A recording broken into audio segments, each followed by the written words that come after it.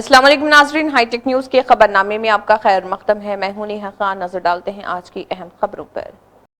लखनऊ में ख्वाजा मोइनुद्दीन चिश्ती ज़ुबान यूनिवर्सिटी के 11वें कॉन्वोकेशन से खिताब करते हुए गवर्नर आनंदीबेन पटेल ने कहा, तालीम का मकसद सिर्फ डिग्री हासिल करना नहीं बल्कि ज़िम्मेदार, अखलाक और बाकिरदार शहरी तैयार करना। तकरीब में 1236 तलबा व तालिबात को डिग्रियां जबकि 125 नुमाया तलबा को मेडल से नवाजा गया, जिनमें 54 गोल्ड मेडल्स शामिल हैं। माननीय कुलाधिपति महोदया ने अपना काफ़ी समय दिया।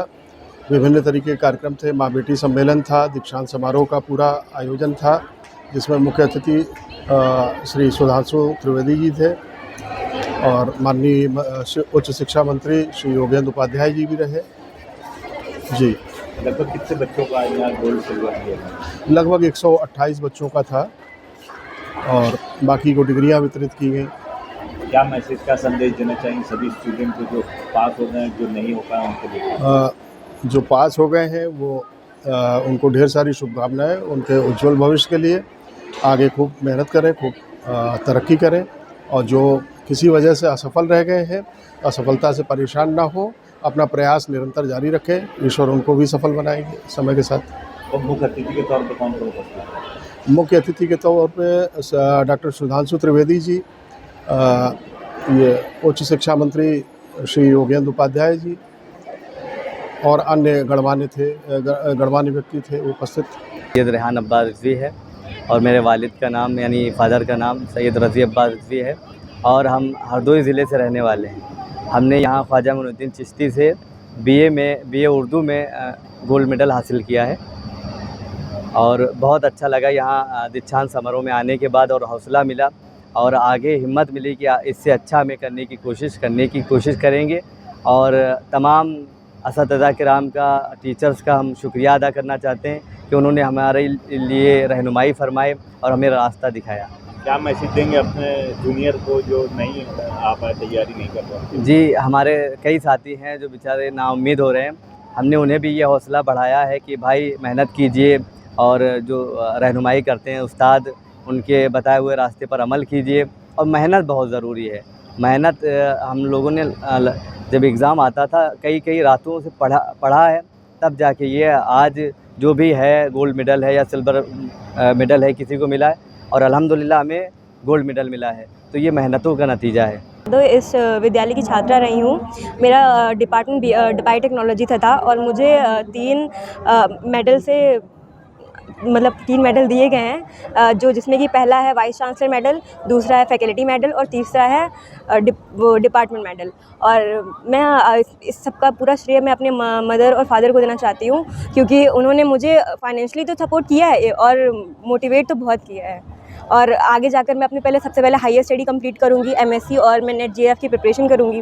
वो करने के बाद मेरा मतलब ड्रीम रहा है कि जो फूड टेक में काम करना। बेसिकली आप सब जान रहे होंगे इस टाइम कितना ज़्यादा इम्प्योर फूड मतलब जो पैक्ड फूड होते हैं उसमें कितनी इम्प्योरिटीज़ आई, कहीं कुछ निकल रहा है, कहीं कुछ निकल रहा है। तो मैं चाहती हूँ मैं अपनी रिसर्च के थ्रू इसको और बेटर कर सकूँ और जो पैक्ड फूड हो वो न्यूट्रिशन फुल आए, ताकि उसे खा के लोग मतलब बीमार जो ऐसी आती है ना न्यूज़ की। जूनियर जो उनको क्या मैसेज देंगे आज जो नहीं आगे आ पाए आज? सर मैं उनसे यही कहूँगी कि बेसिकली अगर आप कोई सब्सक्रिप्शन या किसी भी चीज़ का लेते हैं तो अगर आप उसे पढ़ें तो ठीक है, लेकिन उसके साथ साथ आपकी सेल्फ स्टडी भी बहुत ज़रूरी है।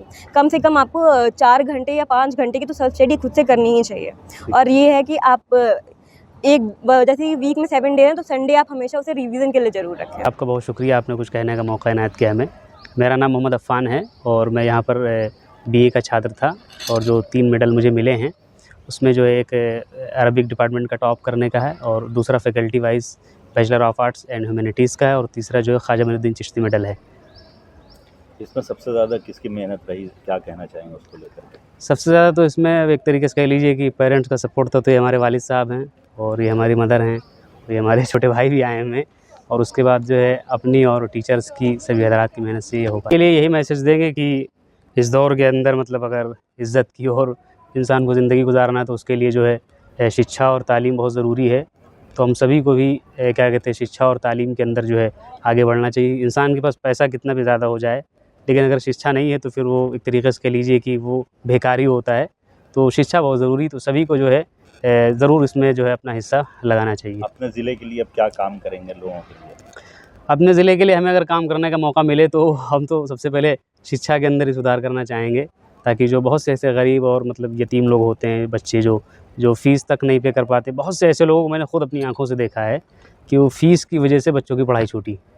तो हम यही मैसेज देना चाहेंगे कि जिनके पास ज़्यादा पैसा हो या जो लोग कर सकते हो, तो ख़ास तौर से मुझे अल्लाह ने अगर दिया तो मैं ज़रूर अपने इलाके के बच्चों के लिए करूँगा। Da Fatima, and I've completed my BCom from first rank, and I've received my gold medal today from Mrs. Anandi Bel Patel ma'am, and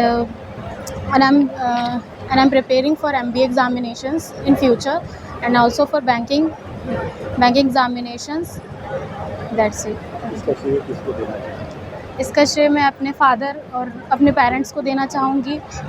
उन्होंने मुझे बहुत सपोर्ट किया है और उन्होंने हमेशा सपोर्ट किया है। कभी भी पढ़ाई के लिए उन्होंने हमेशा मुझे आगे रखा है कि आप अच्छे से पढ़ाई करिए, अपनी मेहनत करिए और इधर उधर बातों में ध्यान ना लगाएं। कॉलेज में डिफ़िकल्टीज़ भी आती हैं, लेकिन उसके साथ आपको एफर्ट्स भी करने पड़ते हैं और आपको काफ़ी चीज़ें मेहनत भी करनी पड़ती है, असाइनमेंट्स कंप्लीट करने पड़ते हैं, वाइवा में अच्छे से आपको पार्टिसिपेट करना पड़ता है, तब जाके आप इस पोजीशन पे आते हैं। जिनको सिल्वर मेडल मिला है, ब्रॉन्ज़ मेडल मिला है, उन्होंने भी काफ़ी एफर्ट्स लगाए हैं और जिनको गोल्ड मेडल मिला है वो तो फर्स्ट ही आए हैं।